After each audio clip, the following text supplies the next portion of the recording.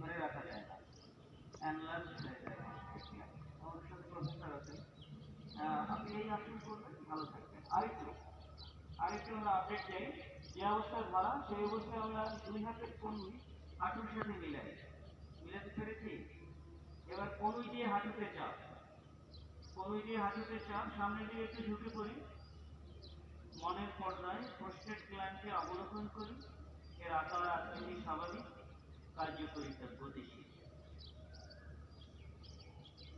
সোজা দুহাত পেছনে দিয়ে যান, হাতের আঙুলগুলো বাইরে দিকে থাকবে, হাতের তালু জমিয়ে, মেরুদণ্ড সোজা। কাছাকাছি নিয়ে আসেন হাতটুকু, একদম কোমরের কাছাকাছি। এবার প্রজাপতি হয়ে যায়, মানে দু হাঁটু নাড়তে থাকেন, আপ ডাউন।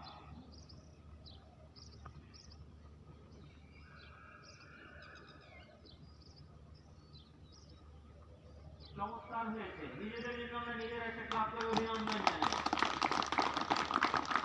এবার সুখাসনে বসুন, সুখাসন।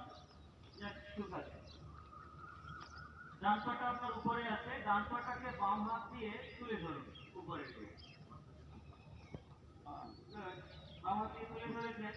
এবার ডান হাত দিয়ে ডান হাঁটুটাকে জড়িয়ে ধরে বুকের সাথে চেপে ধরে মেরুদণ্ড সোজা রাখার চেষ্টা করুন।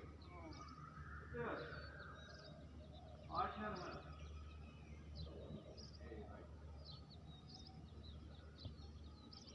ছেড়ে দিন, পাটা চেঞ্জ করুন।